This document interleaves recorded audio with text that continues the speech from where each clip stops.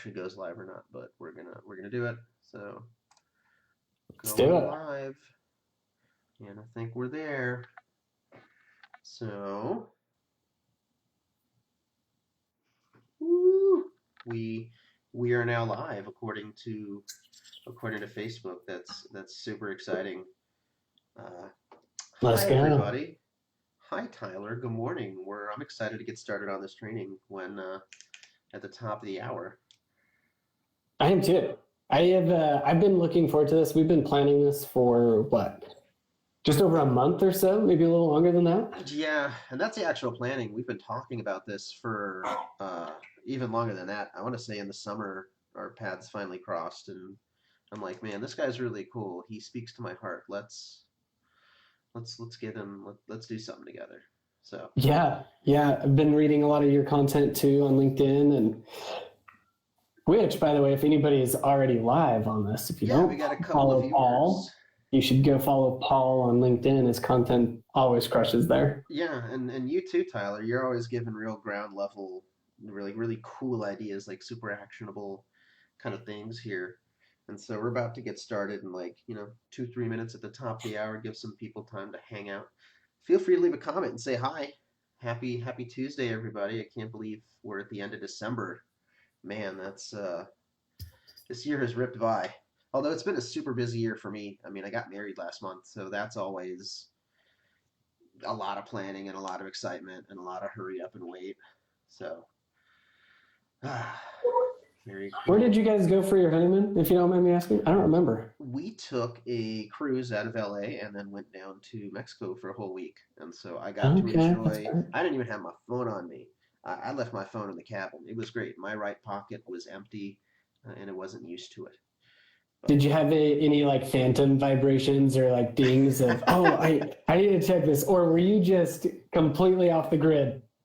so I was definitely completely off the grid, but I became present to how often I'll pat my right pocket just to just make sure my phone's there.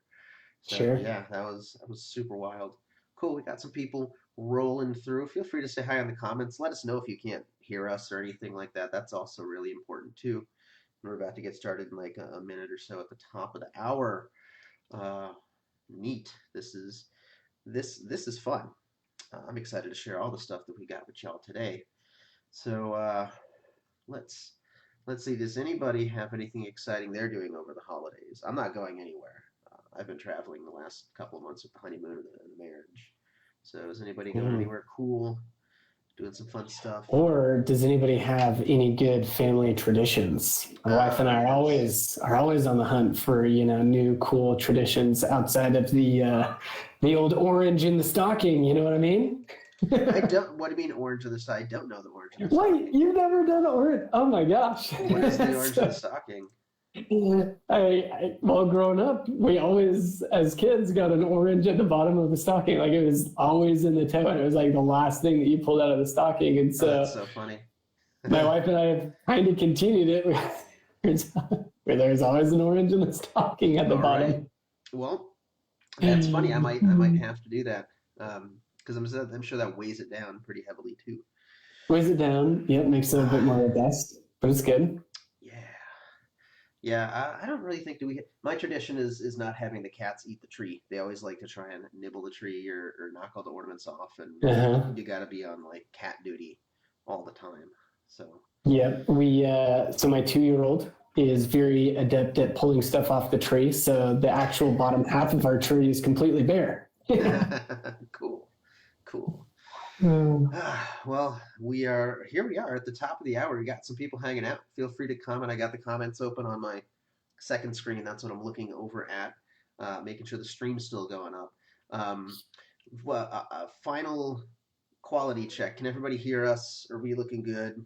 And there is a slight delay, Tyler, as well. I think there's like a 10 or so second delay. So if you leave a comment, we might not talk about it and see it for, you know, 10 or so seconds. But we had a lot to cover today. So let's just go ahead and hop into it. I'm sure if people aren't, oh, cool. What's going on, Brett? Cool. Oh, I guess they couldn't comment until we started or something like that. Cool. Well, yeah, let's just go ahead and hop right into it. So I do want to I want to start off by saying that we both have beginner and advanced folks here. And so if you're a beginner, this may feel like you're drinking from a fire hose, but that's okay. This stuff can get pretty advanced, so feel free to ask questions and also start small and build from there. You don't have to do everything that you're going to see here today. In fact, I wouldn't recommend it. Use what's best for your business. But start small. Start with version one and build up and get from there. And then for the advanced folks, because I do see we got some advanced puppies in here. Don't let the apparent simplicity fool you. As you know, with automation, the devil's definitely in the details here. So I guarantee there's going to be some serious nuggets of wisdom for you advanced folks in there. So just lean in and look and see if you can improve what you already have. And we're going to introduce ourselves in a slide or two. We only have 16 slides, and the big meat and potatoes is like after slide 6. So we're going to get through those real quick. Um, before we hop onto this roller coaster, Tyler, anything else you want to pre-frame for the folks that are You, that are you joining know, us? the only other thing that I was going to add is the thing that I really appreciate about this presentation that we have here is, again, going back to beginners and advanced. I feel like we have a good balance here of how to leverage automation to bulletproof that customer experience, but then also from like the content and messaging and algorithm side, if you will, there's a good balance between leveraging automation and coming across as a real human and leveraging those strategies to really hit that sweet spot to build that customer relationship. Yeah, yeah, that's why it's relationships at scale. Because there's the technical things under the hood, and then there's us being human here. So, all right, everybody, let's go ahead and get right into it. And woo, we are on the roller coaster. The most exciting piece of a roller coaster is when you board up to that very first drop. So in the real world, the rest of the world, people are most excited and have the most momentum and willingness to do things after they take some kind of an action. And so what our focus today on is how to keep people excited after they take some key and common actions here. And so think about this roller coaster as we're going through this. So we're going to be covering 3 high-level strategies, both that work for B2B and B2C. And you can use these tactics around other strategies, even if you don't use these specifically here. So first thing we're going to talk about is lead magnets and all the excitement around that. And then I know Tyler's got some exciting stuff around appointments. I had a lot of fun making these Really? slides. Really cool stuff you don't think about. And then we're going to talk about post-purchase. So this is across the entire customer journey. And so we said the 7 to 10 days of the customer experience. It's really 7-10 days around these key milestones, because these are like the big loops and the swoops and everything on the roller coaster. So again, if you're advanced, this may seem like, oh, I know this. Well, you do, but I guarantee there's going to be some things that you maybe didn't think about here. And again, if you don't use these specifically in your business, you can definitely apply some of those tactics here. So this is the main takeaway. And, both Tyler and I are guys that are just like looking for just excuses to reach out to somebody, but legitimate real world ones, not, wasting people's time. This is what you would do in a real one-on-one relationship, and then go do it for everybody. So it's finding good reasons to reach out that actually help the relationship, and not just emailing or texting people for no reason. So here, let's quickly introduce ourselves for those that don't know us, and then we'll get into the meat and potatoes. I'm Paul Sokol. I'm the founder of Be Pro. I've been doing email marketing and automation since 2008 when I was in grad school. Started using Infusionsoft for a video email company that I started. I've worked with all sorts of industries, B2B, B2C, coaches, people with products, technologies, everything you name it. I've probably worked with it. And I'm definitely a master of technology and efficiency. If you followed me for any time, I'm always talking about shortcut keys and doing things better and faster. And I'm also a really strong drummer too. I'm an unabashed heavy metal guy, and I love it. And so that's me. And then Tyler, go ahead and who are you? Yeah, so I'm Tyler Cook. I founded Hypermedia Marketing, and I've been doing email marketing and automation since 2017. And I've worked with a wide variety of industries as well, and have niched down, however you want to say it, to typically working with other marketing agencies and B2B companies. And I just love all the technical and psychological aspects of email marketing and how, the written word really impacts what people do and how they act. So I love almost every aspect of it. And my secret skill, if you will, is I'm actually really good at American Ninja Warrior stuff. So there's a local gym that I train at and train with a few other folks that have been on the NBC show. And so I just have a blast doing it. So that's what I do in my off time. That's really cool. That's really cool. I'll have to see you sometime and put me to shame.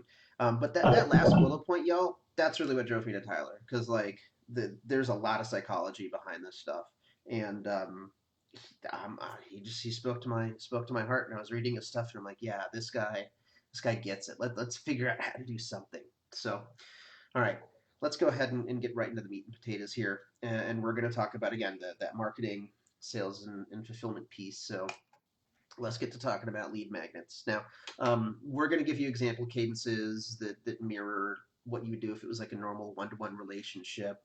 And relationships are complex, so there's usually multiple things happening here. And keep this in mind. For each of these slides here that have the yellow on the left, we're going to be talking about just like the general, like again, the psychological goals of this, as well as some common mistakes. So expect that, and then we're going to talk about the cadences. So, uh, what's so talk about this first goal, Tyler, of a lead magnet.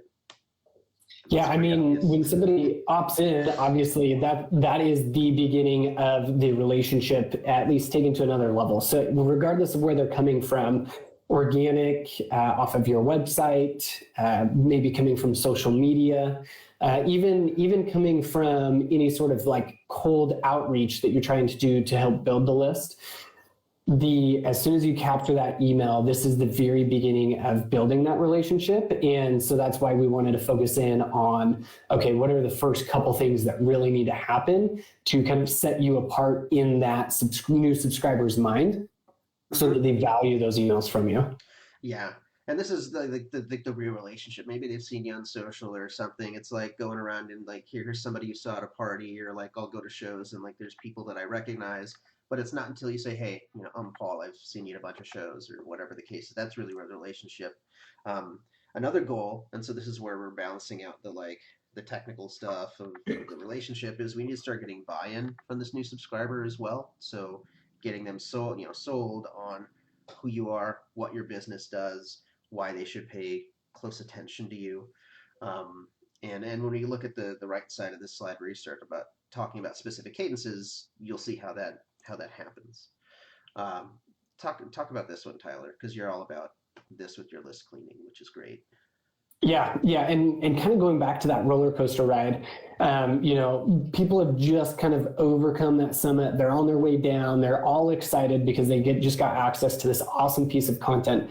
And so what that means from a psychological aspect is now they are primed for deeper engagement, right? And so these strategies that we're going to talk about leverage these, triggers, if you will, and leverage asks in the right way to get your new subscribers to engage with you in a meaningful way, to again get them to buy in and build that relationship. Yeah, because a lead magnet is, it's a proven tactic. You're giving away something of value for free, solves a really small problem for somebody, but you don't just want to give it to them and like that's it. Like they're primed Yeah. for engagement. They just went down that thing.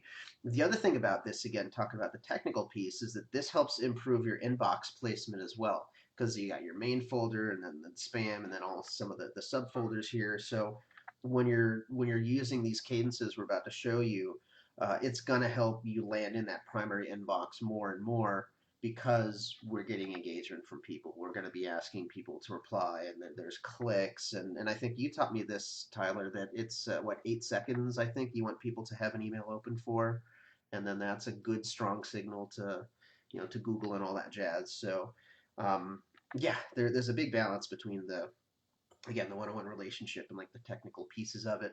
And then there's all sorts of goals here, but uh, the last one is just greasing the slide because lead magnets marketing that takes us to sales, and we want to go from there. So, um, Yeah.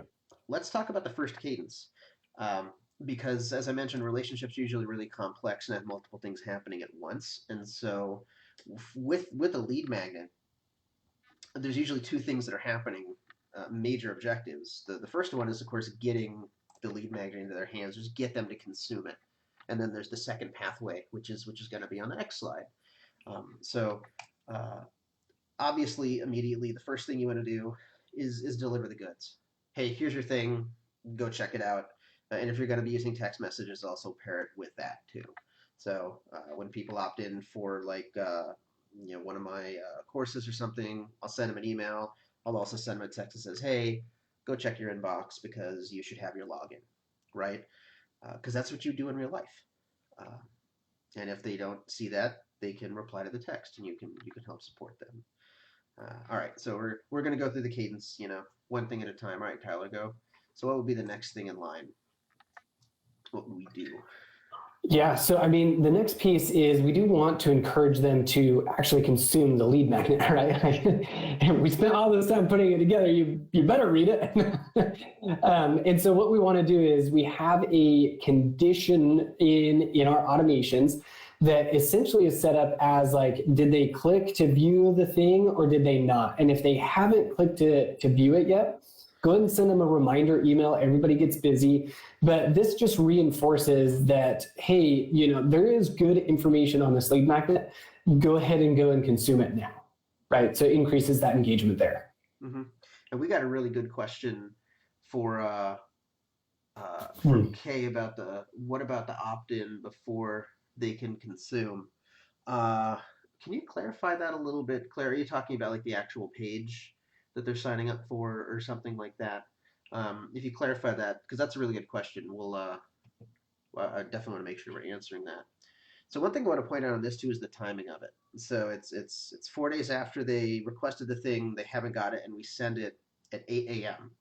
And so like that's intentional. That's not just a willy-nilly kind of thing because the next thing is a last conditional reminder, and this goes out at 5 p.m. in the afternoon. And this is like, hey, one last friendly reminder to get the thing, and then you could also do a text at this as well. Um, and so look at the timing of this, of how they get it immediately, and then we send them a reminder in the AM, and then we send them a last reminder in the PM. And this kind of gives us the greatest, probability that they're actually going to go ahead and download the thing. And Yep. so talking about timing, talk about this next one, which is pretty ninja, Tyler. What about after they get the thing?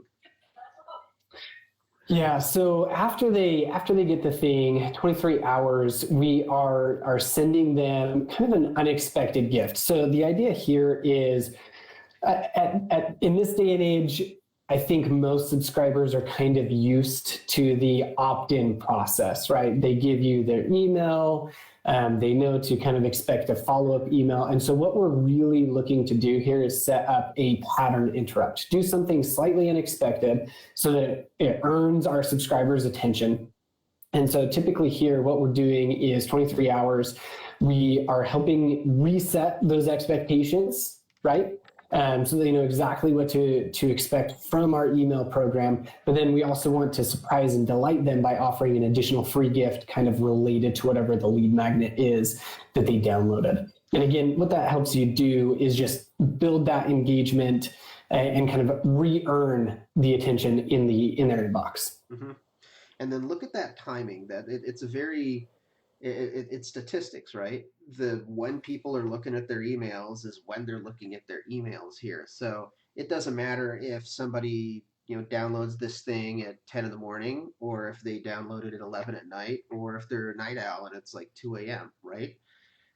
We're not here to judge them. The point is that's when they're in front of their inbox. So that's why it's 23 hours after they click to download or consume the thing, because we know that's when they're active. If they're active at 2 in the morning, cool.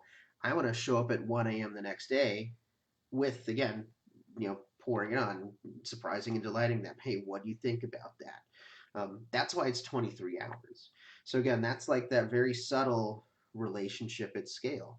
And then you could, for the advanced folks, you can even get fancier, and you can change the introduction of the email to acknowledge that, hey, good morning, or I know that it's late, or good evening, that kind of stuff here.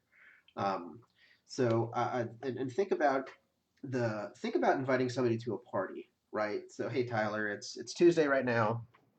I'm going to send you an email and a text. Hey, I've got a party happening on next Monday, right? Or actually next Tuesday. Let's New Year, Christmas Eve, next Tuesday. I got a party. You gonna come? Okay. If I don't hear from Tyler 4 days later, so it'd be what Wednesday, Thursday, Friday, so like Saturday or Friday, Saturday, something like that.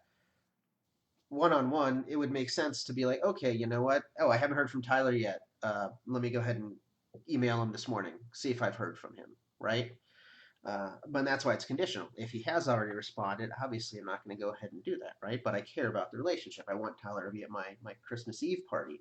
And then if I don't hear from him by like Monday evening, I'm probably going to email him and text him, be like, hey, buddy, party's tomorrow, Merry Christmas, party's tomorrow. Are you going to be there?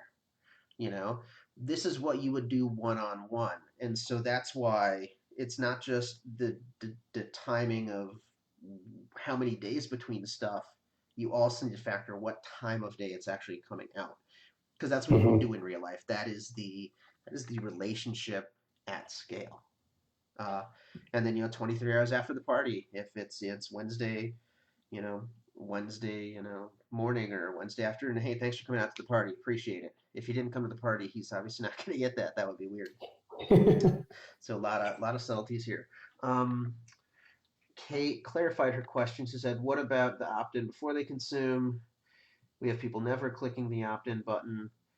They're never seeing our emails if they don't opt in. We've tried opt-ins before and after." Okay, so I believe we're talking about getting them onto the list in the first place. So this is where if there's like a landing page or like a text to key phrase kind of thing, or that kind of stuff. So we do have to give them that mechanism to get this lead magnet, and so that's kind of where you would sell it really hard. And it's usually about the benefit of what are they going to get. Hey, here's this. I know we got like coaches on this call, so like here's actually this morning I worked with a guy. It's a guide on how to set boundaries, and his lead magnet. It's a PDF on here's how to set good boundaries, and the landing page for that really dials in what are the benefits of being able to set your boundaries, right? And then that also greases the slide too.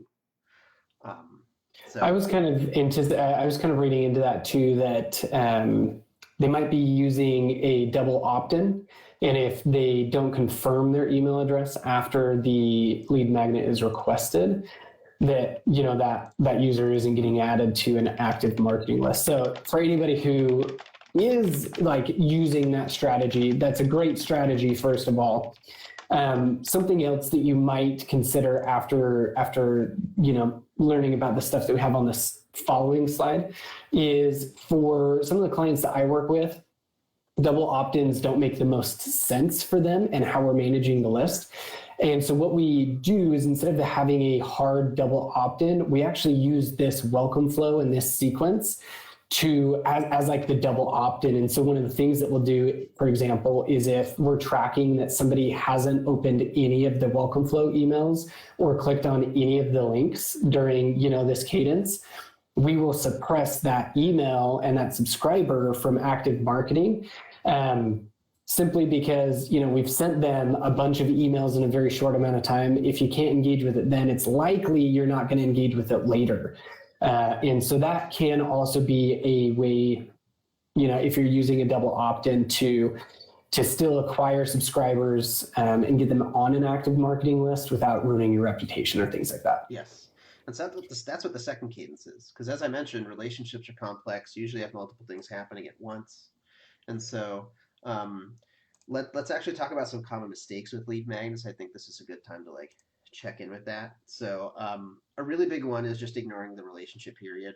So like sending from like a no reply at. I can't think of anything that says I don't care about you any more than like a no reply at email, especially for something like a lead magnet that they're actually requesting. For things that are transactional, like a purchase receipt or something, maybe that's a little okay, but even then, I still wouldn't recommend using it. And if you have to, you must tell people how should they get support, Mhm. because otherwise you're just completely ignoring it. What about this one?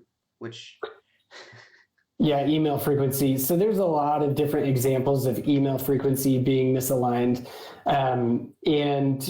Some of this is, best practice, and some of it is subscriber dictated, right? Like if your audience only accepts emails 2 or 3 times a week, don't email them more than 2 or 3 times a week, right? mm-hmm. Some audiences you can email every day and they'd be happy getting an email from you.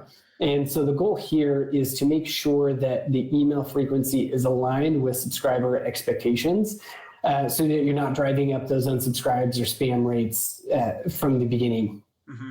And that's what we're going to talk about in the second cadence here, which it runs in parallel with getting them to consume the lead magnet. So, oh yeah, this is another common mistake is if you have a weak or a dead resource. So if you're following up with them and hey, check out this blog post or get this other thing, if those links go dead, unless somebody's very kind in their heart, you're not going to know because people aren't typically going to reply back and be like, oh hey, this thing's broken. Now, if you have a good relationship with your list, people do, and I'm looking at the list of people here, and there's definitely a couple of friends here that have replied back and been like, hey man, this link is broken, or hey, we put the wrong month in the subject line in our very first email promoting this. So like, that's a common mistake.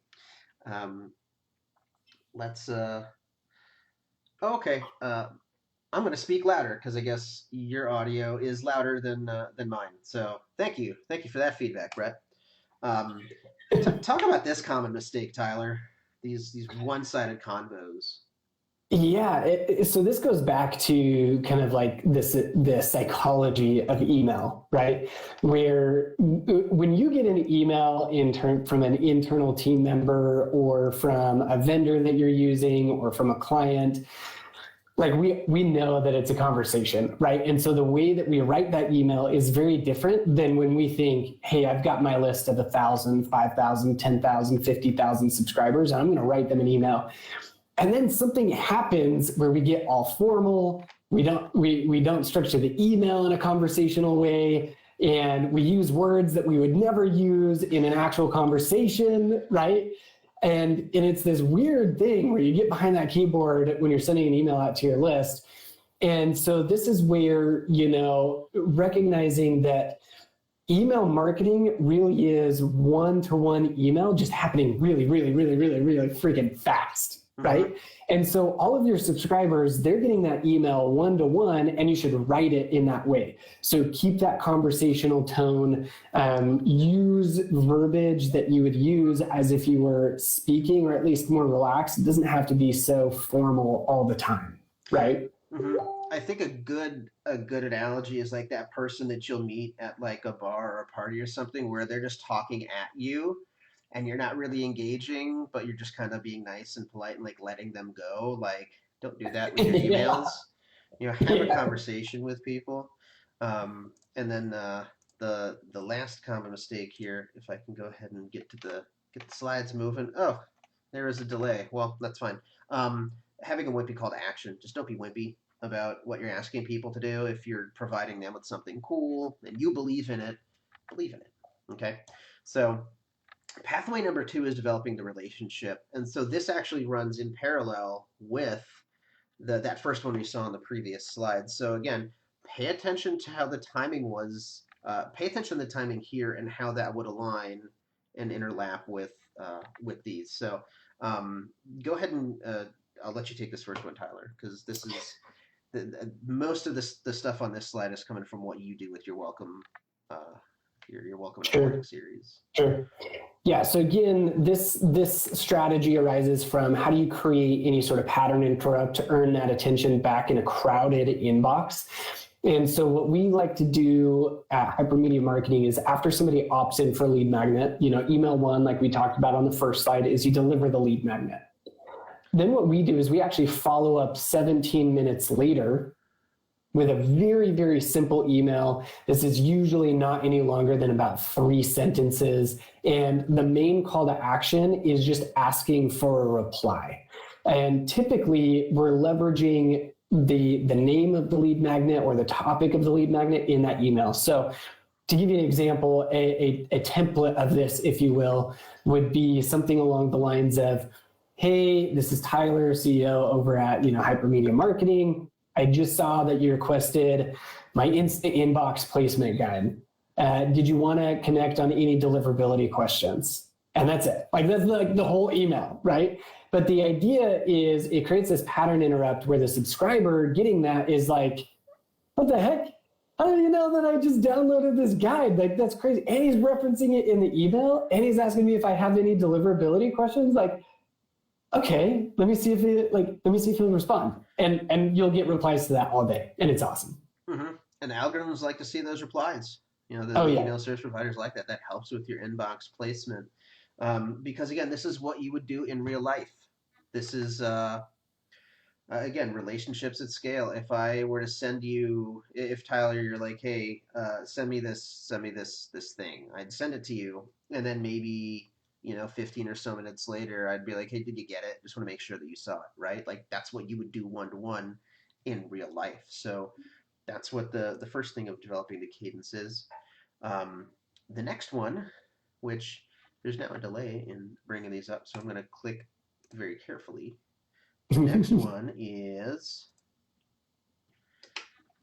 here we are. Okay, I guess we're doing 2 at a time now, folks. That's fine. We're advanced. We can handle it. So the next one happens on day 2 in the afternoon at 1:30. So if you remember the first pathway, we send the immediate one. We don't do anything until day 4 if they haven't downloaded it.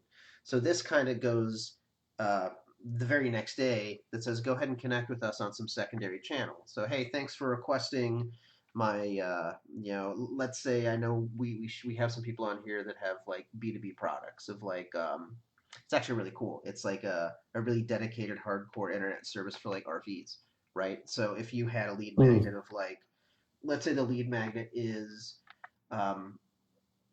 comparing, I don't know, your mobile internet right now with what it could be, then the next day it's like, hey, thanks for requesting my little chart to find out, what your internet needs to be based on your usage. Go ahead and follow me on Facebook, or go connect with me on LinkedIn, or whatever the case is in case you haven't, because you always want to be building up more places with people. So again, the one-to-one relationship of this would be like, if I've met you somewhere, Tyler, and I get your cell phone to text you, maybe the next day I'm like, oh, hey, cool, man, what's your email? Let me send you this cool thing. It's connecting on that secondary channel. So since we did 2 bullet points at 1, remember day 4 there'd be the conditional if they haven't downloaded it, and then talk about this day 5 one, because it's still an ask for reply, Tyler, but this is this is your bread and butter right here. This is your secret sauce. So why would you ask for a reply second time? I guess why would you do it twice? What's the purpose? Yeah, so really you're hacking the algorithm, if you will. So the way that I like to think about it is there's this digital bridge between your email address and your subscriber's email address. And the more often you can get a reply, you're just basically like solidifying that bridge. You're adding more beams and more wires and whatever you do to build a bridge, right? To that digital bridge there.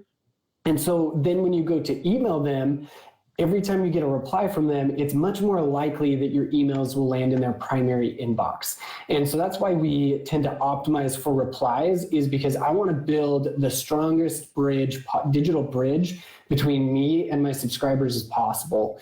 And what's awesome about this one is you kind of have a bit of freedom in what you're asking for a reply, right? And so you can, ask questions like, what's your biggest challenge tend to work? You could even go to, like, if you're familiar with the 9-word email, we've used it here, where it's, hey, you opted in for this thing. Are you looking for help with this right now? right? And so then you're kind of going more direct, but it's still very conversational. Here is also where you can offer content. So if you are building a YouTube channel, promoting a YouTube video here works really well. A blog post, a webinar training, all of these things, can work really, really well. The key here is to position this as, hey, we just did this awesome training about how to use automation and build relationships at scale. Just got access to the recording. Do you want a copy? Just hit reply and let me know, right? And I'll send it your way. Works very, very, very well. Yes. And one thing that I want to point out, because we've kind of just assumed this, you have to pay attention to your inbox. You have to pay attention to your email. You got to pay attention to your replies. So make sure you're on top of your email game. In fact, it will harm the relationship if you don't. If you say, hey, go reply and let me know if you want this, and then they never get anything back from you, that's no bueno. So you've got to really care about the relationships and be on your game operationally in your daily habits to make sure emails are good. And if you have a team and whatnot, train them on this. However you need to make this happen to care about the relationship genuinely, do it.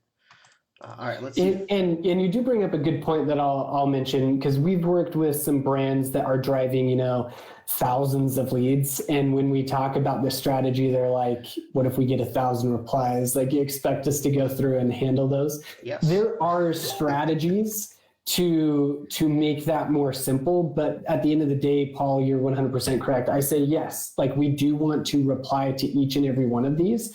And so you can use a ticketing system to make things easier. You can create an alternative inbox.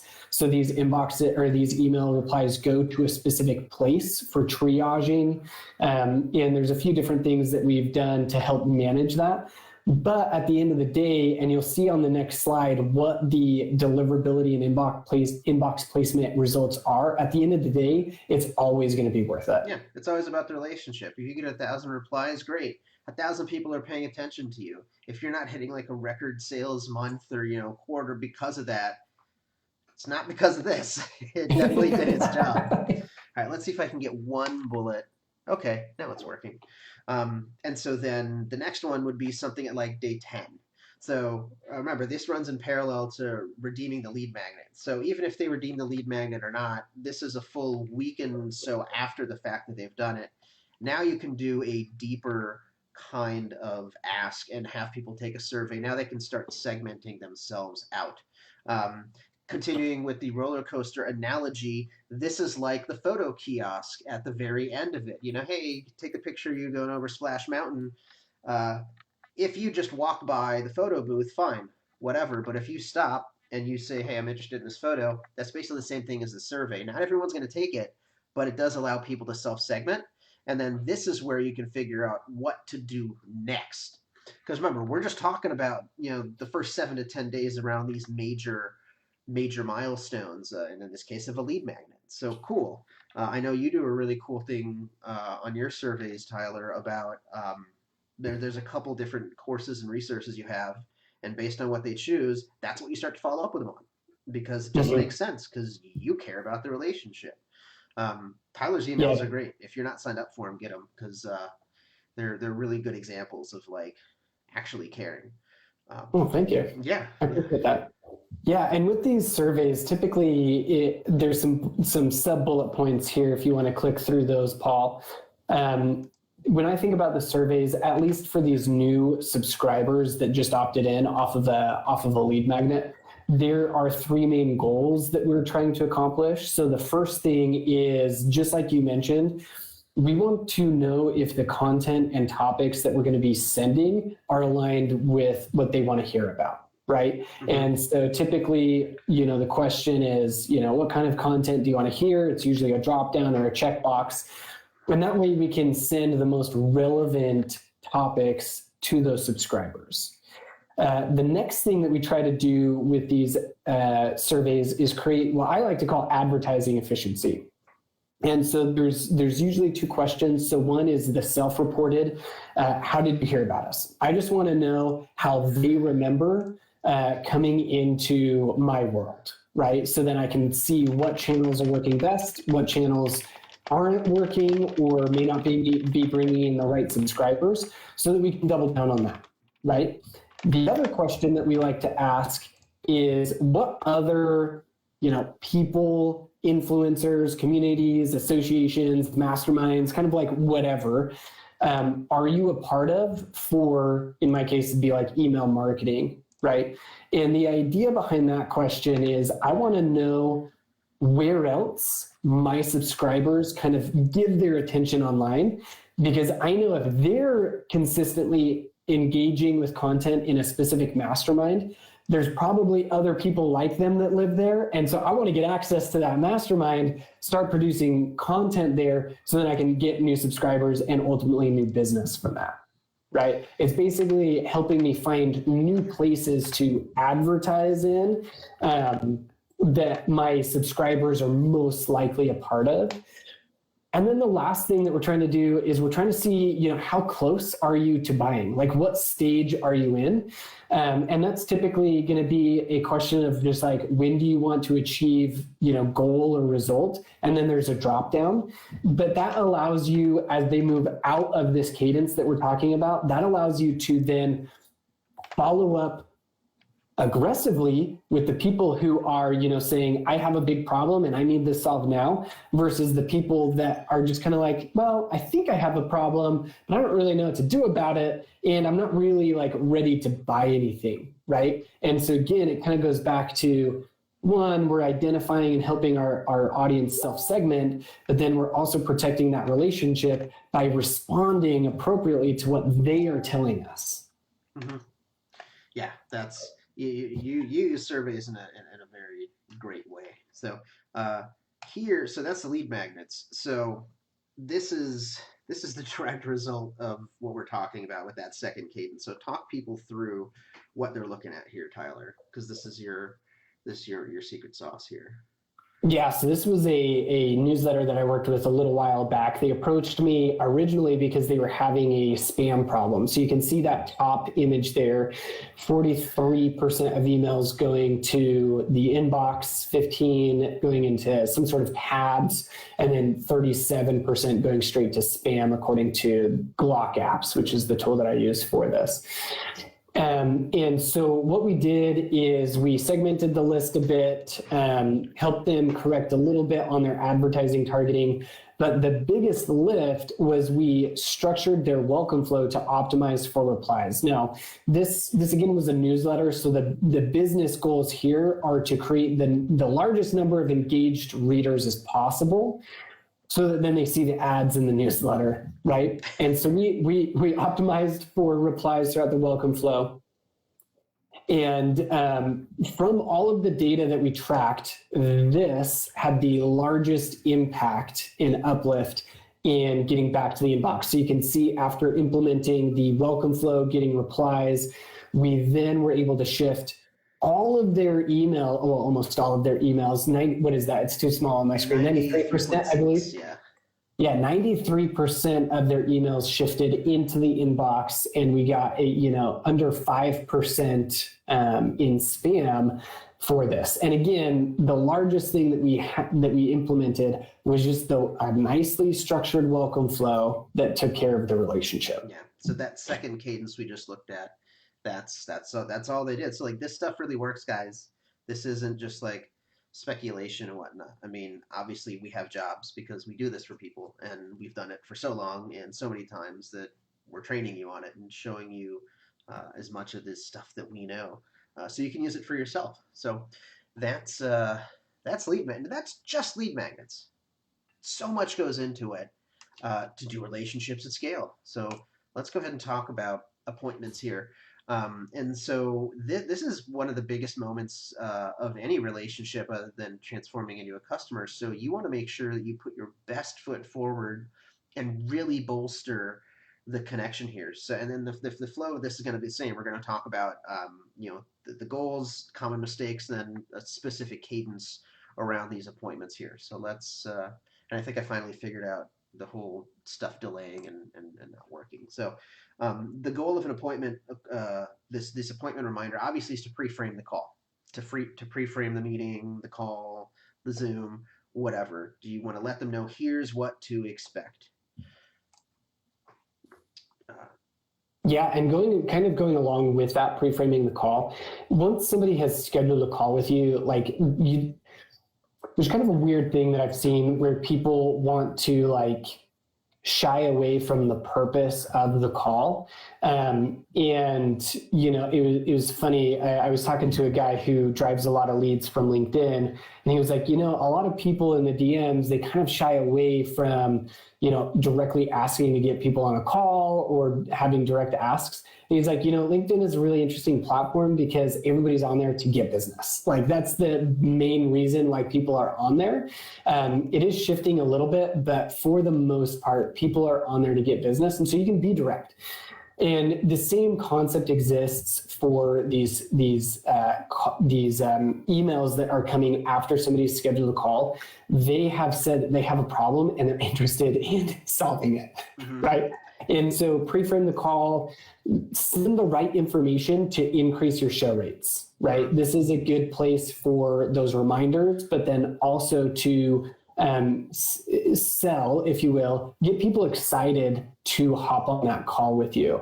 Set yourself apart from, the bland, hey, we're meeting at this time, at this date. I'm really excited to meet with you, right? yeah, because you can't turn anybody into a customer unless you meet with them. In most cases, like for B2B, usually you got to talk to somebody at least once. So like you want them to show up. If you're booking 100 calls and 10 people show up, it's no bueno. All that effort to book a call, just goes right down the toilet. So obviously, increasing show rates is a big goal.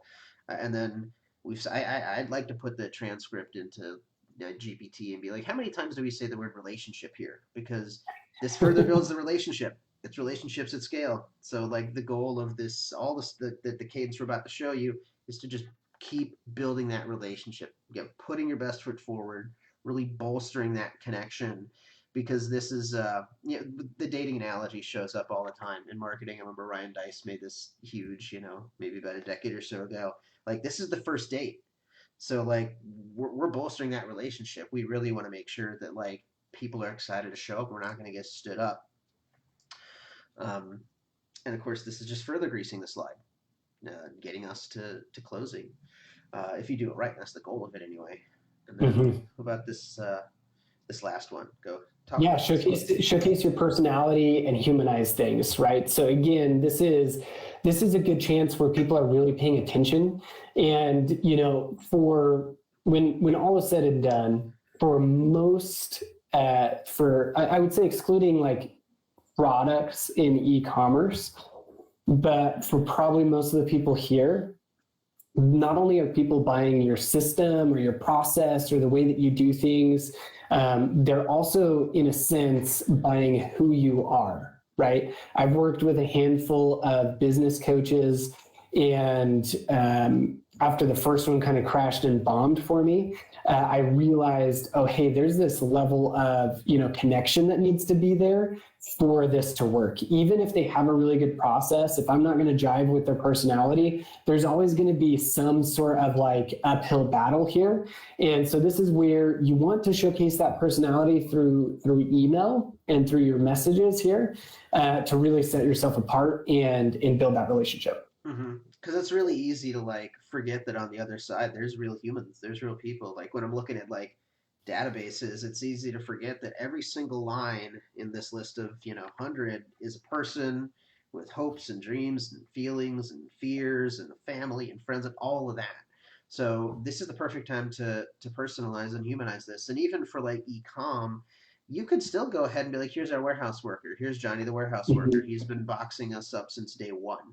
I think I did that with many years ago the silicon wristband guy. That was their business, and we took the stories of like the people in their warehouse and we put that in the long-term nurture to put a face to like, no, this, you're buying wristbands, but like there's literally real humans on the other side making these for you. That's why you want to buy from us, because I love they it. got to eat too. So we've only got one slide for the appointments one, so we're also going to talk about the common mistakes that I see here. I think one of the biggest ones is just putting the cart before the horse, meaning trying to get to the next step before you even do it. Again, looking at the dating analogy, it's like, cool, I booked a date with you. I booked a date with you. Well, I'm a nerd. We we scheduled a date, right? And then like trying to like get a proposal before you even have the date. Like, don't get too excited. Like, you know, hype up the appointment itself, and then you can get to the next thing that's after that because they've shown up. Um, Talk about this one, Tyler, because Yeah, multi-channel's huge. not going multi-channel in this day and age is kind of a mistake, right? In meeting your people, your subscribers where they are, and this is such a good, going back to the earlier quote, finding legitimate reasons to email somebody.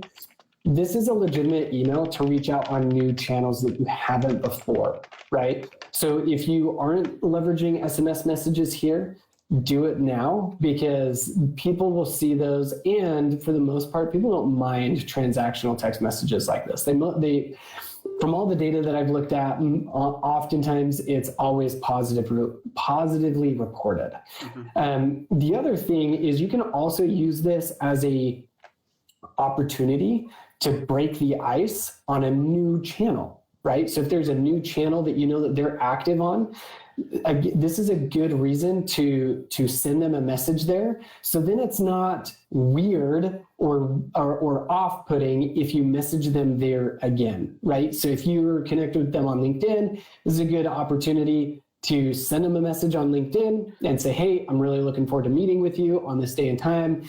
And here's kind of a quick overview of the call. Now you've kind of broken that ice. And so then in the future, after you have your sales call, let's say that they don't close and you're not getting a response through email from them, you've already broken the ice on LinkedIn, right? And so now you can send them a follow-up message on LinkedIn and it's not weird, Yeah, right? So going multi-channel is a must. and I cracked a huge smile because that's something that I do regularly. Like someone will be in my sales cycle, I'll be emailing them, and then maybe I don't hear from them for like the last couple of emails. I'll go message them on LinkedIn, and like I'll get a response back like within minutes, and I'm just like, huh, I guess they're just not looking at their email, right? So multi-channel is huge. Um, Another common mistake with this stuff, and again, this is like balancing out that technical piece with the relationship, is just having really robotic dates and times that obviously a real human wouldn't have said. You wouldn't, you got to humanize this stuff. If you're just putting a straight, date and time, even just the format of it, maybe it's okay to say, hey, I'm looking forward to seeing you on 12/17/24. Um, but maybe at 8 p.m. EST kind of thing. Like you can make it a little more human and just not so obvious. I like to say that good automation is like it's like a magic trick, and when you do it right, people aren't going to be sure you did anything at all. And again, looking at the goals of personality humanizing things here. If you have a really good email, but then it's a obviously super robotic injected date and time, that kind of ruins the whole magic trick. So, and it's a lot easier to do this than it used to be, 10 years ago. So Mhm. put forth the effort to make it like plain English. And if it's like a text message the day before, you can just say, hey, I'm looking forward to seeing you tomorrow at blah, blah, blah. You don't have to say, I'm looking forward to seeing you date at time, because obviously it's tomorrow. You know, um, this is a big one, Tyler. What do you see with information dumping? Yeah, I mean, you do want to keep these emails simple, right? I see oftentimes people take the idea of pre-framing as like pre-selling, and if you have the opportunity to pre-sell, great, but you do want to keep it simple, right? You want to have one call to action, one reminder. If you are providing additional resources or like a questionnaire, you want to make sure that that's like the only thing that you're talking about. And you're not saying, hey, we're going to talk about this. We're also going to do this. We're also going to look into here. We're also going to run through these options. And then if it makes sense, you have these oh, holy cow, like that's so much information. You should keep it streamlined. Here's the important information. Looking forward to seeing you. Oh, by the way, I thought you'd really enjoy this, YouTube video. Feel free to check it out. Yes.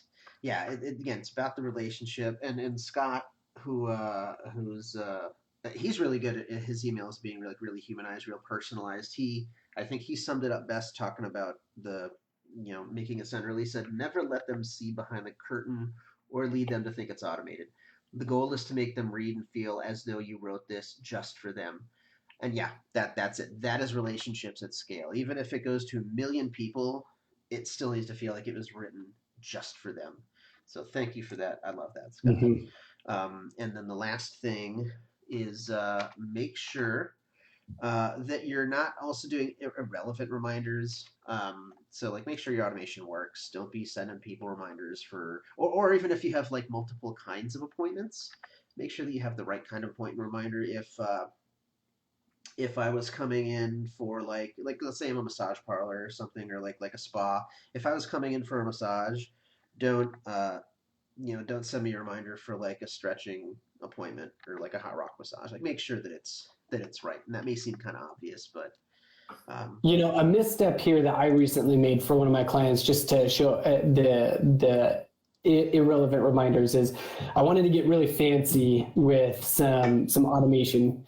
And so what we did is we set up an automation that triggered off of a reschedule. So somebody using the link to reschedule their own appointment. And the follow-up email was just very simple. It was just, hey, I noticed that you rescheduled our appointment. Is everything okay? Right? Like, not a big deal. But basically what I wanted to do is just check in on them, make it seem very human.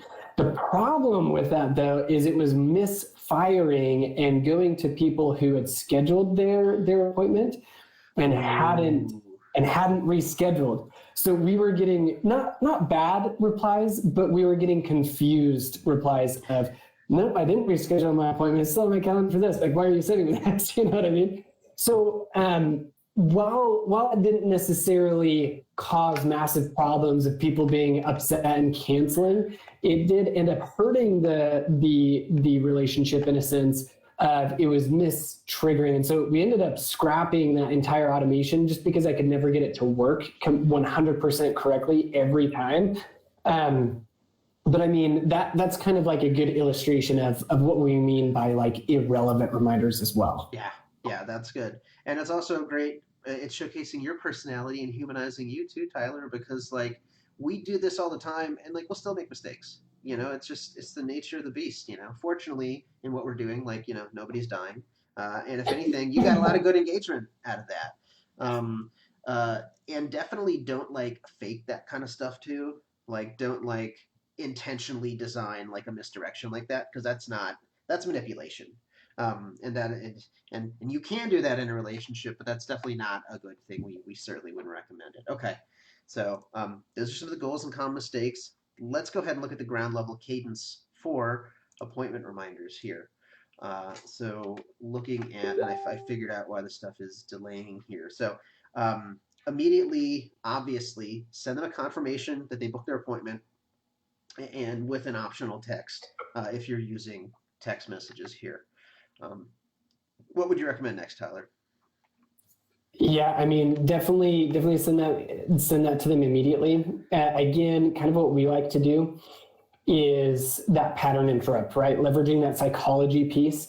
And so generally we'll send another follow-up that looks very, very personal from whoever it is that they scheduled. So if you've got like a round robin, multiple sales reps, this is coming from whoever they are going to be talking to on that call, right? 17 minutes later, this typically is like, hey, I noticed your name popped up on my calendar, just reviewed some notes. Looks like this is going to be an awesome call. Hey, could you do me a quick favor to make sure the call is a good use of both of our time? Could you answer these questions, or could you check out this video? Or, hey, a lot of people that I talk to struggle with this topic. So here's a free resource that we put together, enjoy as a free gift or as a bonus for scheduling, right? But those typically get a lot of really good engagement and set you apart and build a relationship. Yes, they do. And again, there's that 17 minutes again. It's a little odd, weird number, but again, that's what a real person would do. I saw an appointment come, and then maybe 15 or so minutes later, oh, hey, cool, I saw this appointment. Let's go ahead and follow up with them, right? So then from there, so this is a countdown as well. So we don't really know how far out somebody's booking an appointment. But generally, most people aren't booking appointments in most cases more than about a week out. Okay. And so this is why, if they are booking it this far out, a whole week before at 8 a.m., we can send them a follow up acknowledging, hey, we're 1 week out, and then make that ask again. What's your thing? What's your challenge? Priorities. You can even do like whisper word kind of things. We're like, hey, go ahead and mention this word mention this word at the beginning of our call, and we'll give you something cool. And that's just a good way to get people engaged and get them hyped. Because if people are booking an appointment, more than a week or so out, it's very easy for them to just completely forget about it. And we totally want to avoid that. Yeah, and something else that you can do with that whisper word that I've tested now. To be honest, I have no data on whether or not this works, so I'm probably taking this to the extreme. But you can use I have to believe it works because it's leveraging psychology. You can use positive like reinforcement to lock in to lock in the appointment. So something that we've done in the past is, hey, sometimes Google doesn't put our appointments on your calendar. Can you check your calendar, make sure that the appointment is there, and then just reply with the words all in to let me know that you can see it. And what that does is it's like confirming in their own mind, I'm all in on attending this call. Or you can use the word attending, or you can use the words like show up and things like that. Just again, it's that mental positive reinforcement of them confirming that, yes, they are going to show up on this call. Yeah, that's a good one. Especially if you are sending those like calendar invites, make sure they have it. Again, I think slide number 2 or something was like find real world excuses to follow up with people. That's what you would really do. If I booked an appointment with you, Tyler, and I sent you the Google Calendar link, I'd just be, hey, did you see that? That literally happened while we were doing this. I made the something our planning session for yesterday. We did a quick tech run through of this. I put it in the calendar and I texted you, hey man, do you see this? Does it work for you?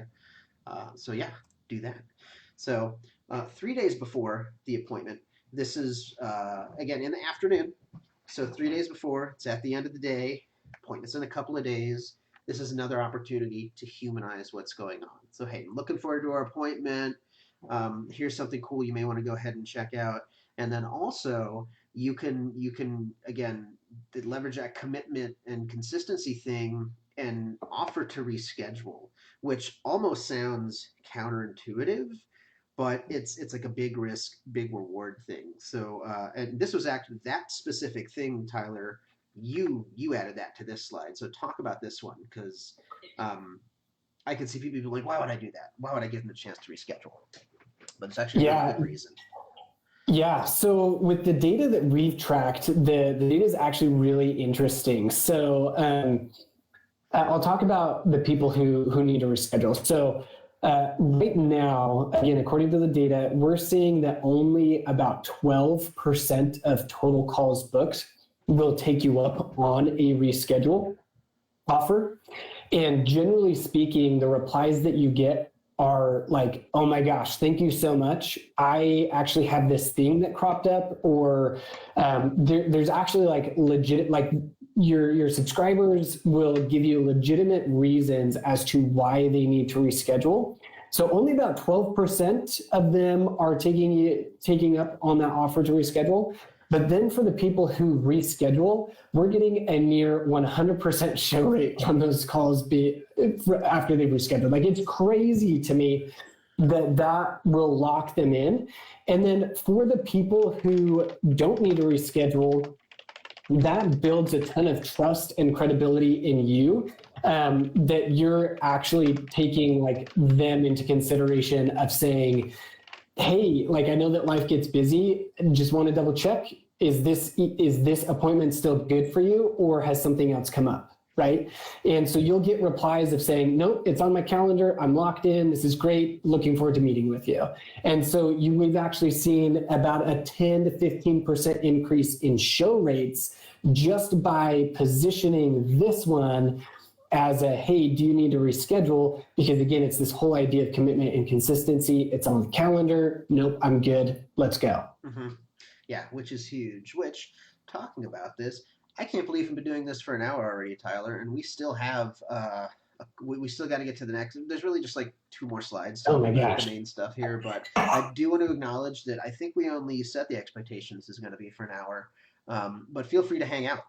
If you got to run, we're going to leave this up. You can go ahead and watch it. Make sure you skip to the very end and get the free gifts that Tyler and I are going to be offering for you. But it just happens to work out that we both can keep going and actually go ahead and do this. So we're not going to waste time, but also this is something. I mean, we could talk about this all day, and so let's just keep going through. But I guess if you do have to bolt, thank you, and I want to acknowledge you for spending your time here today, and hopefully you had some fun. And if you can keep hanging out with us, keep hanging out with us. Keep chatting in on the comments here. This is good. It's a good smart group here. So okay, let's keep going.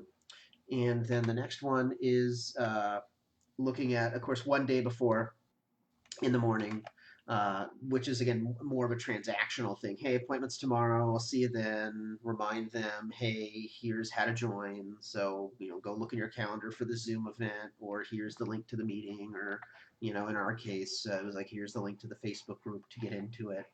Because this will also get you replies too. If somebody's not seeing it in their calendar, they'll reply back and be like, "Hey, I'm not seeing it in my calendar." So like, and again, this gives you a day to fix that. So back to what we were talking about earlier with the lead magnets is you're paying attention to your emails, you're paying attention to your inbox, you're paying attention to your replies. If somebody responds and says, "Hey, I don't see it in the calendar," cool. You can go ahead and take a moment to figure out what's going on, and then reply back. "Oh, hey, looks like you weren't on the calendar invite," or "Hey, you're on there. Not sure why you're not seeing it, but hey, here's the link," and just like manually copy and paste it, that kind of thing. Or you can even do an audible, be like, "Oh, hey, guess what? You can just call me. Here, I'll call you at this phone number," or whatever the case is. So Yep.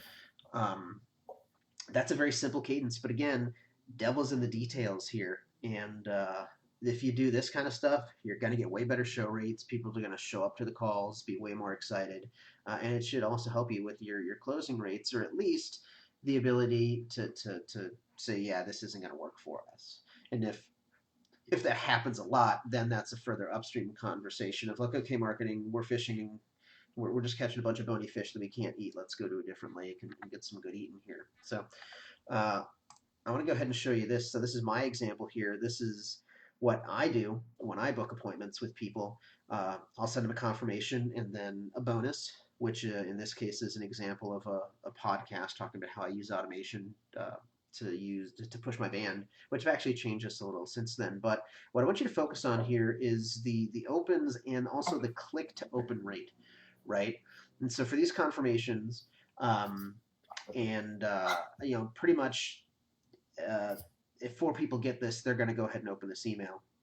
And then looking at the click to open rate, there's 0 clicks on the reminder because there is nothing to remind them to click on. Hey, I'll see you tomorrow. That's cool. I do get replies to that a lot, but that's not being reported here.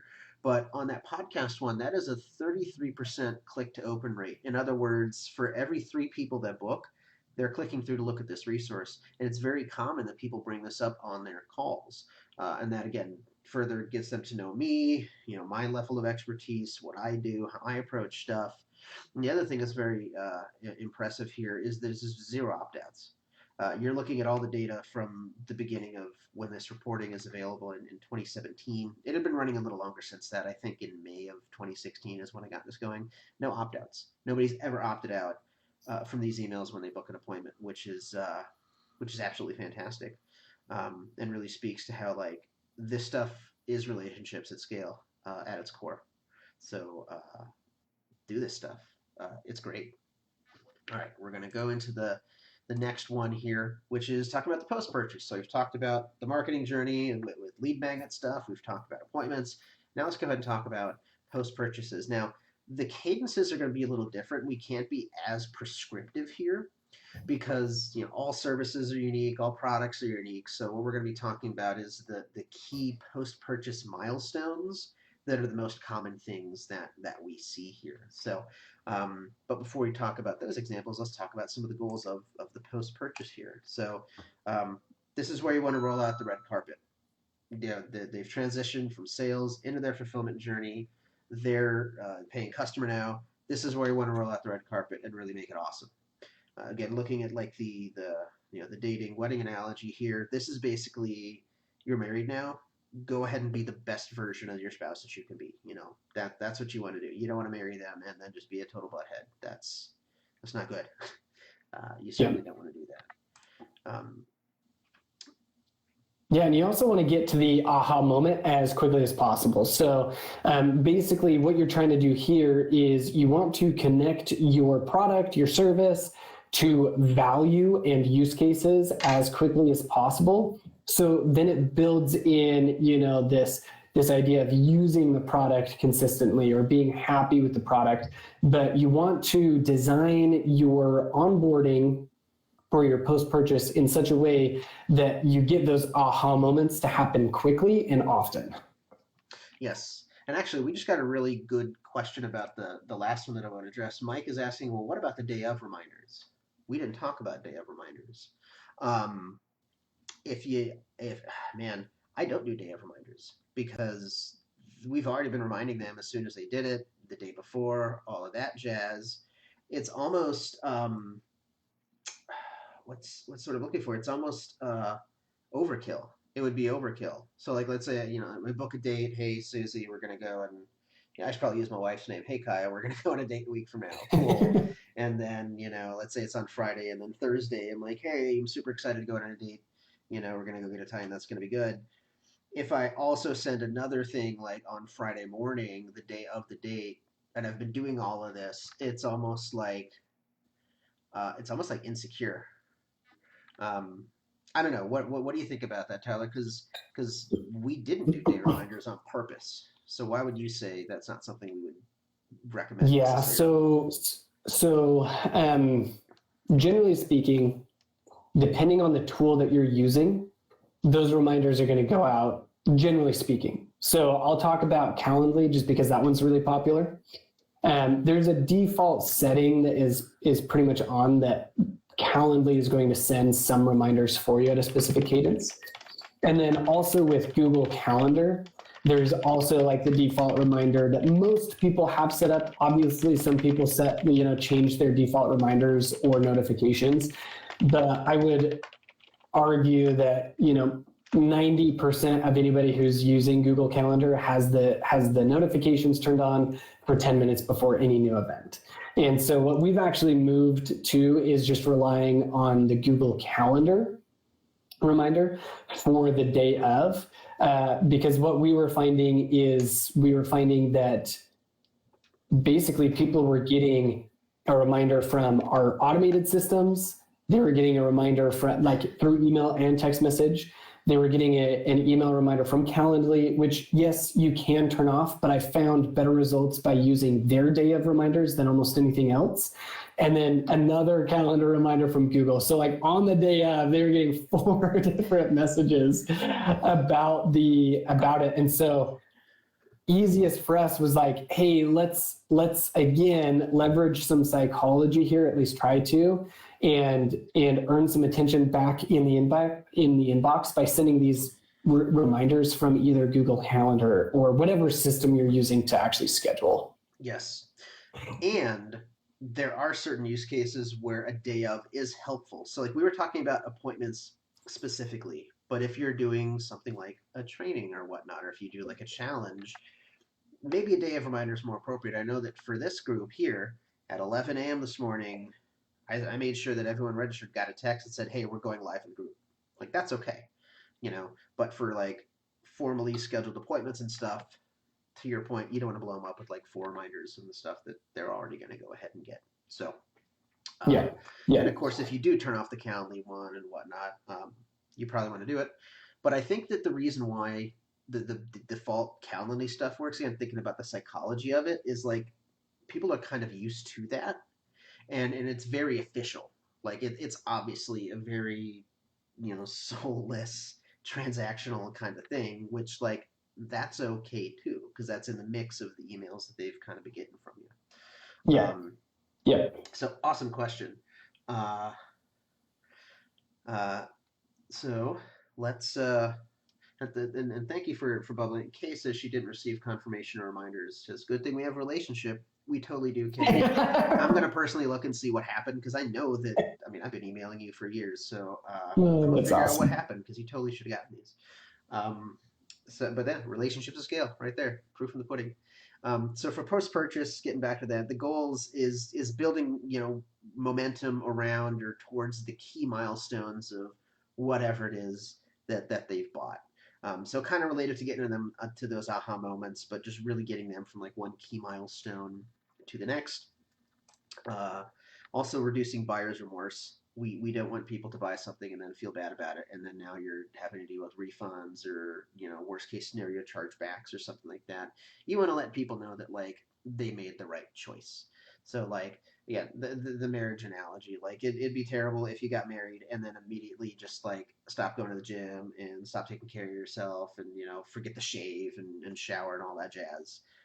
They would be disappointed that that's their new, freshly married spouse.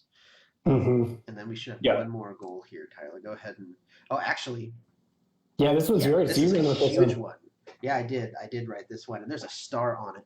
So the goal is giving a clear roadmap of what is to come, right? So like we made the purchase, what is going to go ahead and happen next? And I start it because this requires a very deep and intimate a deep and intimate understanding of your own processes and your own workflows. And like that's the secret sauce of doing it. So like you have to know exactly how the fulfillment of your product or your service goes. Even down to the SOPs of it and all the key milestones. You have to understand that in order to give people that clear roadmap of what's going to happen. So like if people want to build automation with me, the clear roadmap is we schedule our first planning call. We get clear on the exact plan. If we need to do a couple sessions, we can. From there, that defines the scope. The next thing you'll get is a messaging doc that we'll write or you write, and then from there we can build it, and then we QA it and we test it. Like that's exactly what's happening.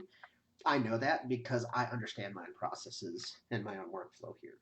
So that's that's really important to be clear on that.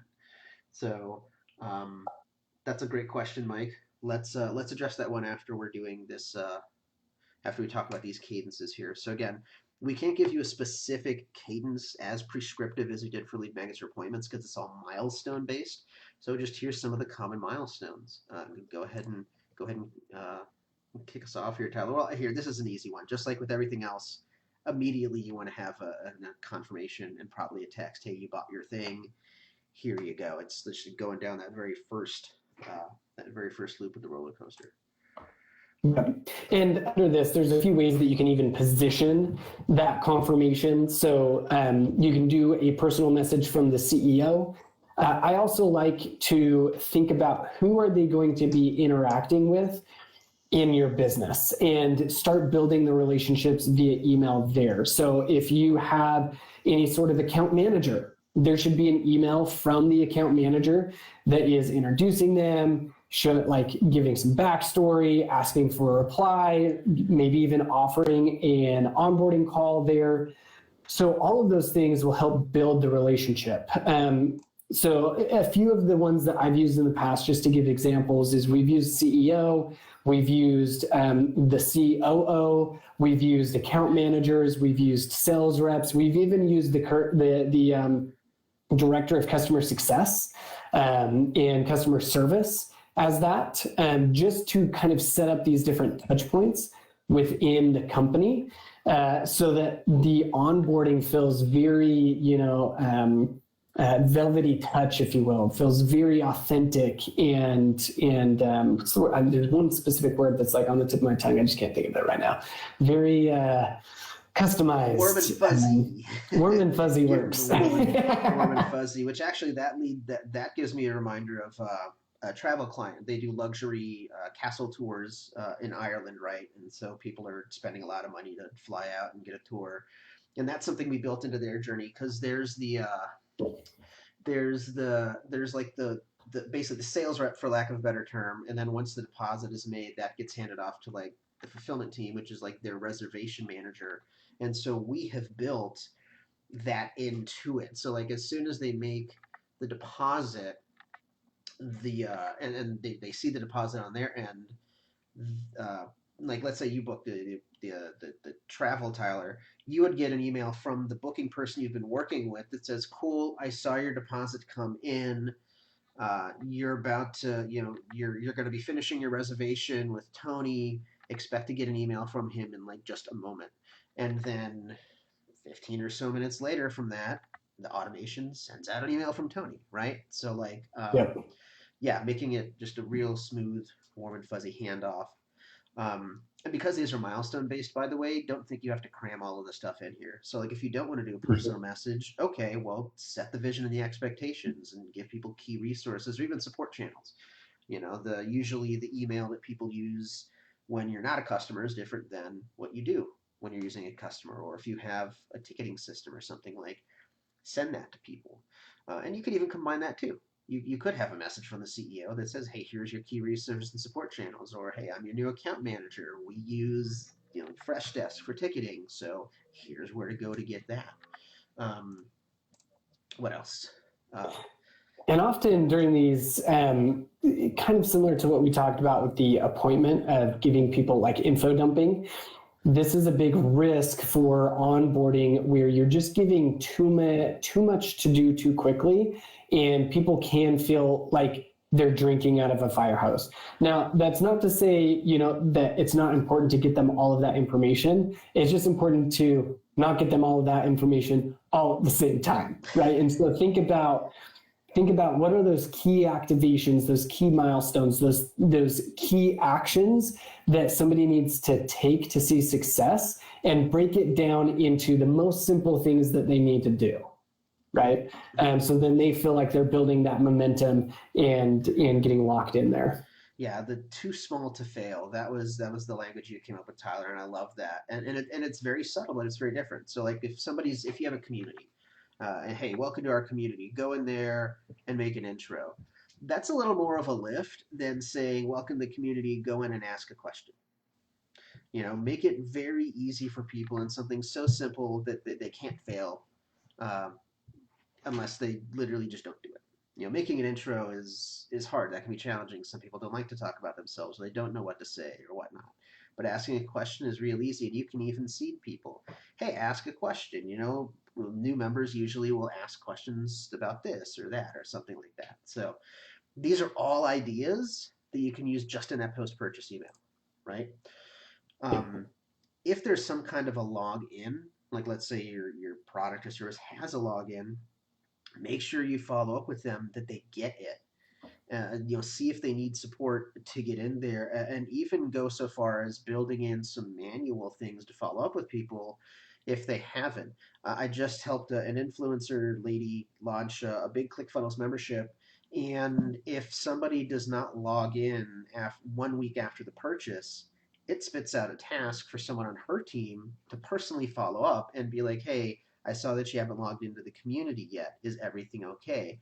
Because who knows? Maybe they didn't get the emails, or maybe it went to spam, or maybe they've just been dragging their feet.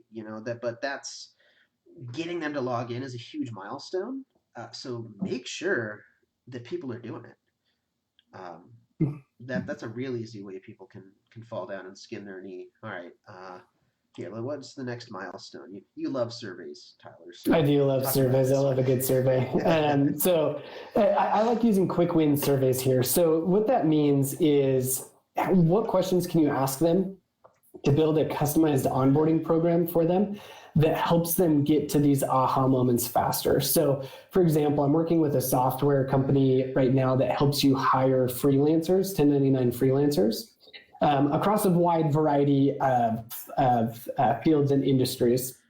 And so one of the things that we're currently implementing for them is basically dialing in on what are their typical clients hiring for. And so then that way we can build a good onboarding process that only shows them the pieces of the software that they need to hire the right person, right? And where to go and all of that stuff. Now, that means that we're also not talking about specific features of the software right at the beginning, right? There is more things that they could be doing, but what we're trying to do is we're saying, You're purchasing the software to accomplish this goal. We're going to help you do that as quickly as possible. And then we're going to educate you about everything else that the software can do. Hmm. Yeah, yeah, that's huge. In fact, I just got added to a client's HubSpot this morning, and when I logged in, welcome to the new client that you're in. It asked me like two questions. It's like, what's your role on the team? Marketing, sales, or whatever, and then like, how familiar with HubSpot are you?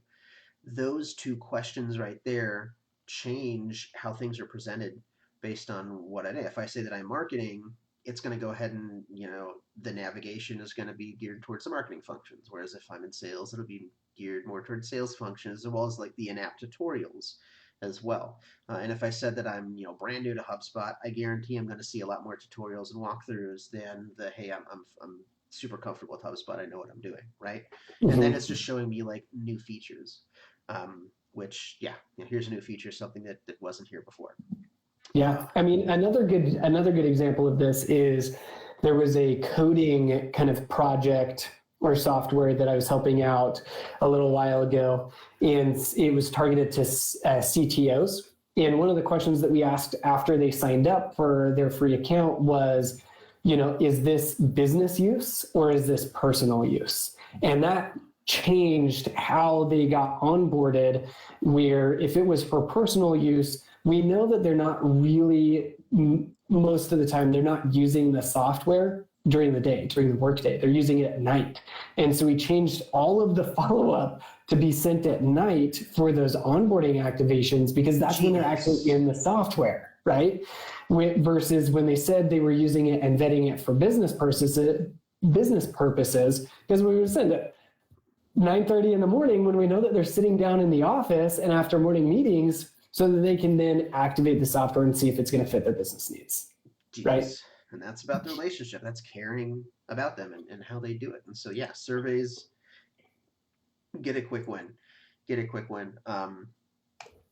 Let's see. Also, another thing you can do is get referral requests as well. So like that's a really important milestone. So like after there's like a really good win or a key milestone in your process, that's a good opportunity to ask for a referral. So like if you were I don't know, man. Like if you're like a SaaS company and you have a major function of your tool, maybe it's like sending an email broadcast, just to keep something simple.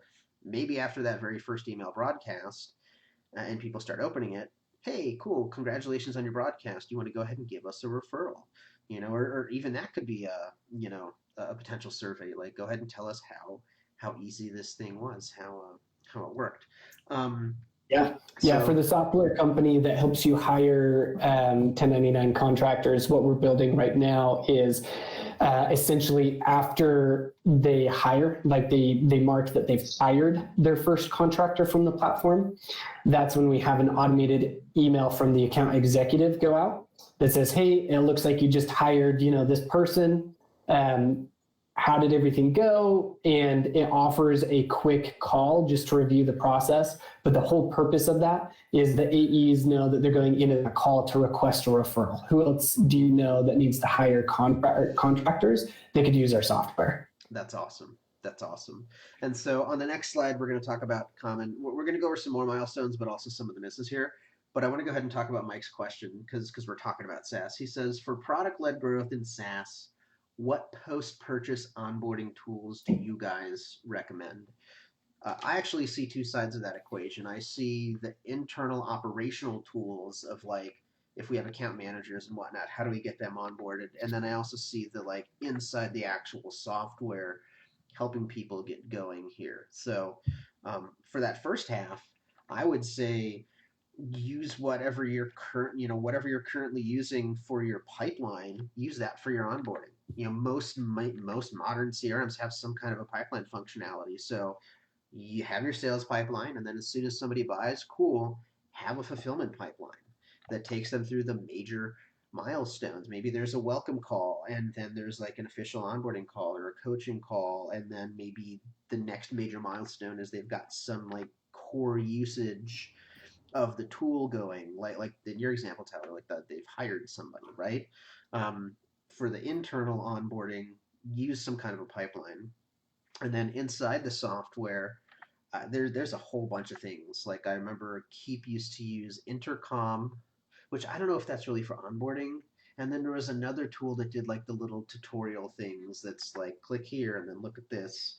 Do you do you know any of those off the top of your head, Tyler? Those in I don't SaaS know any of things? those tools, but I know exactly what you're talking about, where it kind of shows you where to click and do different things. I don't have any software off the top of my head that I know of that does that. Yeah, I can't remember Usually, what I'm it's not the one called. designing that either. And so the companies that I'm working with, even if they are using a tool like that, um, generally speaking, I'm not talking to the team who's setting that up. Yeah, and that's okay, but there's a bunch of those tools out there, Mike. But what I want to highlight is in the bottom left corner here requires a deep understanding of your own processes and workflows. So, it doesn't necessarily matter which tool you're using to do these little tutorials.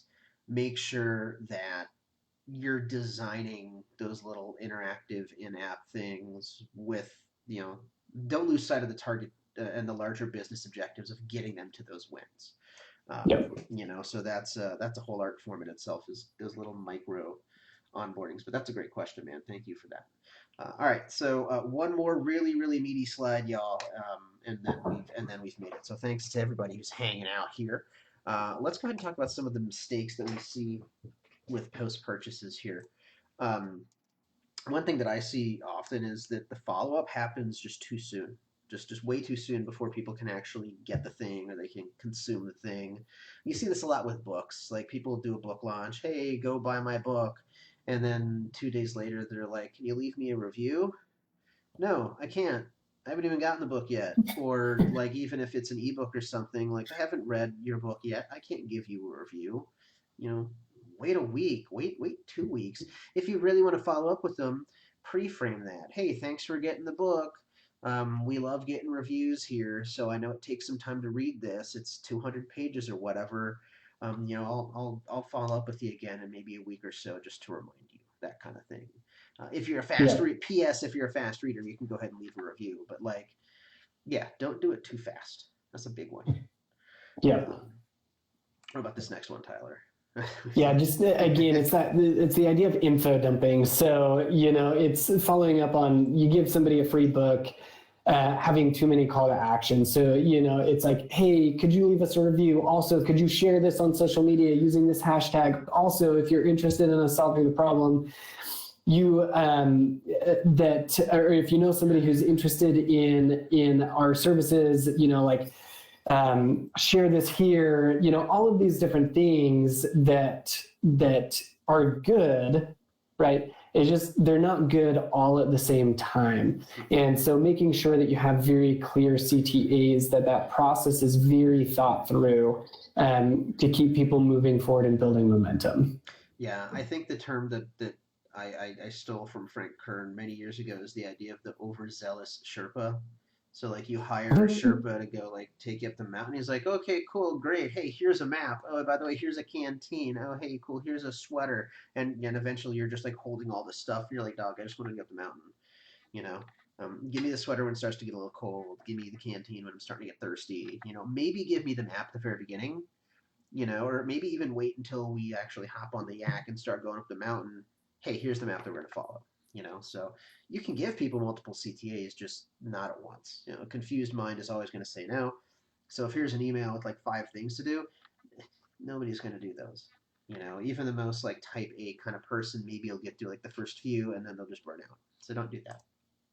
Um, this is a technical one, but this also talking about relationships at scale. This can really hurt things where when you're still promoting the sale to buy after somebody's made the purchase, you need to not do that.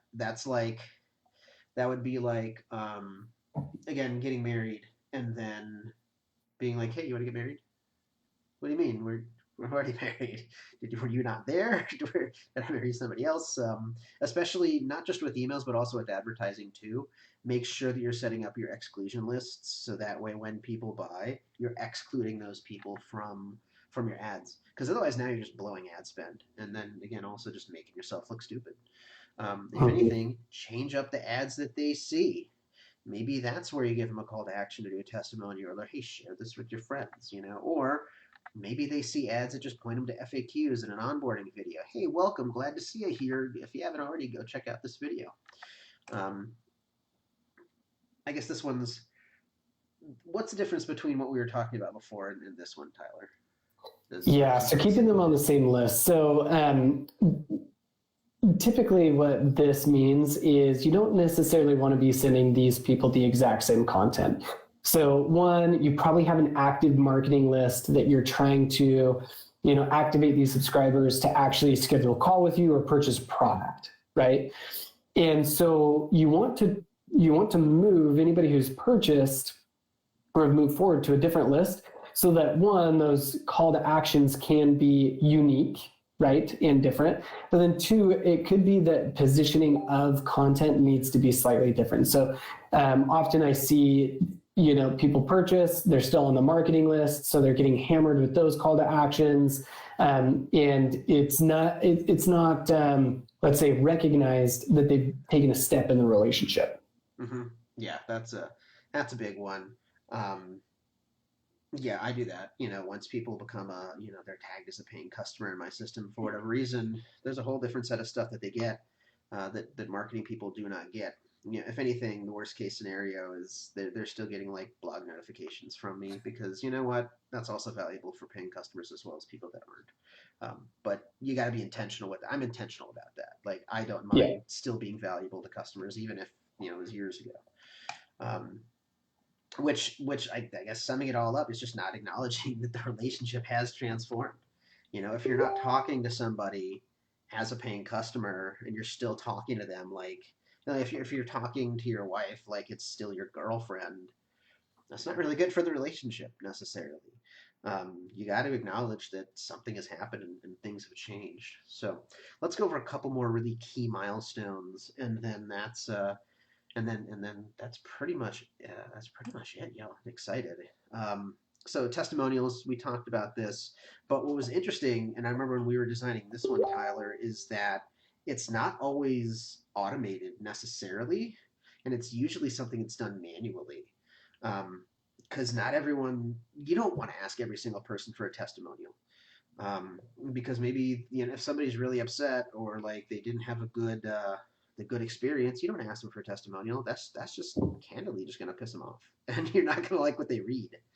Um, so Yeah, and going back to like writing a review, if somebody hasn't gotten that aha moment or they haven't used the product enough, like it's not just asking for a testimonial at that point creates an odd relationship because they can't, right? And so you can see in the notes here, like 2 weeks after the product delivery, now they've had some time to use the product.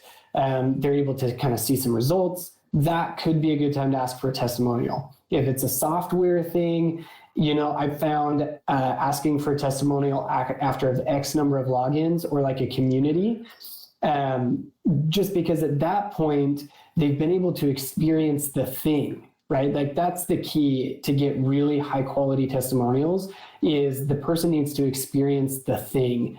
If it's if you're a service provider, right? Like Paul and I'll typically ask for testimonials after about a week after we launch somebody's welcome flow, because at that point I know that they're getting email replies and they've increased their sales conversations, and so the testimonials that I get are going to be like, oh my gosh, Tyler was amazing to work with, and we're getting on sales calls and people are replying to our emails now. Like this is crazy, right? Like they're more than happy to give that testimonial because they've been able to experience the thing. yeah, so I think the key takeaway with this specifically is if you are going to do automated testimonial requests, be very strategic and very intentional about what triggers that to go out. Because you can do it wrong and just never get any testimonials, and if you do it right, you're just going to have a whole bunch of them. Another big milestone is if you have any kind of like a kickoff call. So whether you're like a coaching program or it's like a service like a SaaS, something like that.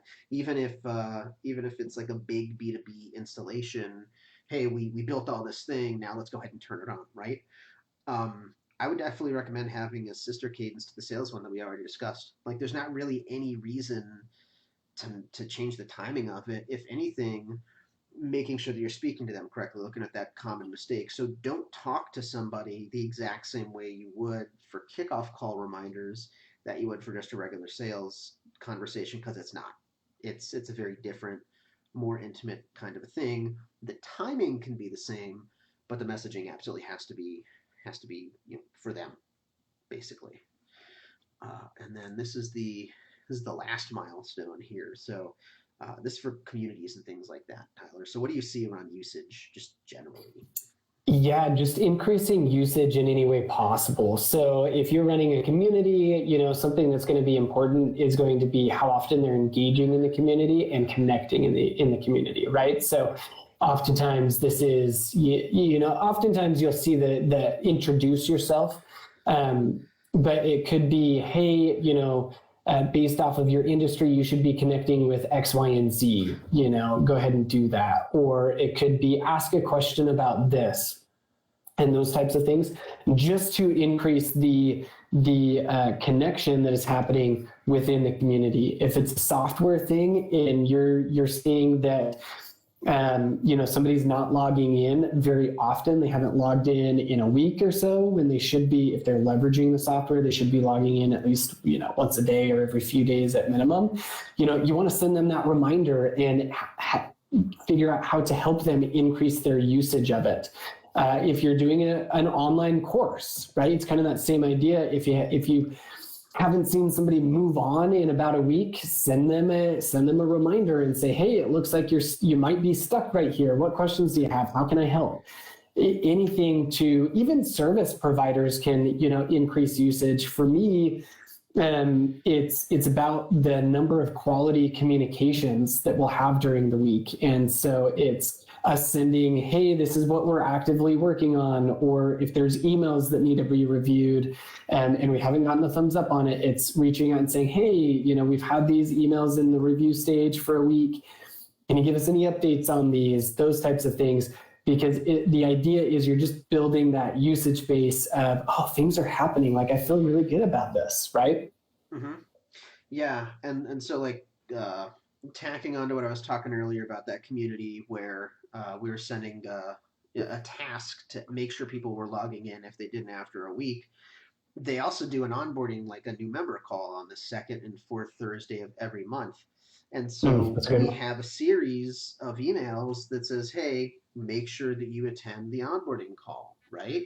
And part of again, talking about you got to know your process and systems, at the end of the onboarding call, because it's being streamed in the community, the facilitator of the onboarding call says, cool, go ahead and, check off that you've done your onboarding, because then that stops those reminders from going out. If they don't attend the first onboarding when they signed up, they're gonna get a reminder for the second one, and then they can track that. So that's another good like usage based kind of thing. Uh, so man, that was a marathon. But if you do it right and you build relationships at scale, you're going to stop just blasting and hitting your email list. It is a paradigm shift. So when you really focus on building those relationships one at a time, your automation is absolutely going to be world class. And so everybody's been asking great questions in the comments here. Now we're going to formally open it up for any and all questions. And I'm going to go back through the comments. I think we've been addressing them as they show up, though. Feel free to go ahead and comment with anything that you're wondering about. Oh, Carrie is asking about a link to one of your list opt-ins. Well, on the very next slide, we got some gifts for you, which you can go ahead and do that. Uh,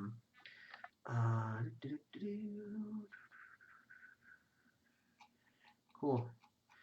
Any? Not really seeing any questions necessarily come. And this has also been, it's tiring to sit and attend a training that it's almost hour and a half. So we're gonna leave this replay up. Obviously, you can comment on it, and I'm gonna be checking to see what happens. So I guess let's go ahead and tell you what your next steps are. I know, sad face, right, Carrie? We're at the end of the roller coaster. It's done. You gotta get off, and this is where you go to get your picture. So if you haven't already, I've got a free mini course called How to Automate Like a Pro. Shows exactly how we design and plan world-class customer journey maps internally. Like you're going to get the exact same tools and trainings and distinctions that we do. When we bring people on, just go to bpro.events/ALAP. And Tyler, what do you have for the lovely Yeah. folks?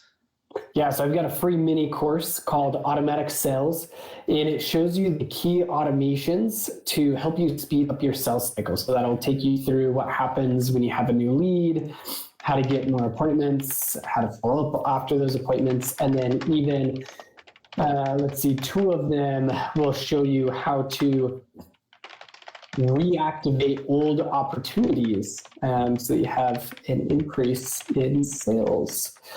And you just go to hypermediamarketing.net/automatic sales opt-in for that. Yeah, and I'm putting that in a comment, y'all. I'm going to go ahead and pin that up. So I guess until then, this has been great. And everybody that's been hanging out and commenting, thank you so much for your time today. I know that we're basically in the middle of the holiday season, so it's kind of slow, but this is going to hopefully help you. It's hopefully going to help you, give you things to do for 2025. And in case saying what, no QR code? No, there's no QR code for this one. But I am going to put the links here in the comments, and also for everybody that registered too, we'll send these to you in an email later on today, just in case. Yep, I'm putting those links in the chat right now, Carrie. I can't type and chew gum at the same time. So closing thoughts, Tyler, while I'm finishing this.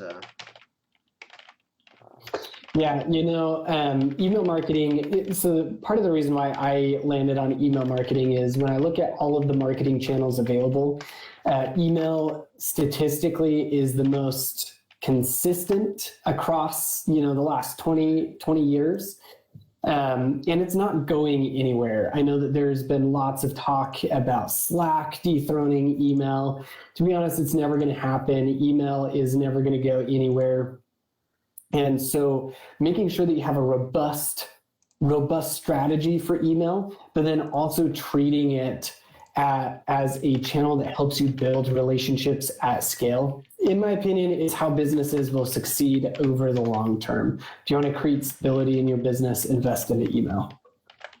Yeah, email is still one of the best things out there. So take this, use it, go create relationships at scale, and I think we're going to go ahead and end this live transmission here. So thank you so much for hanging out, y'all. And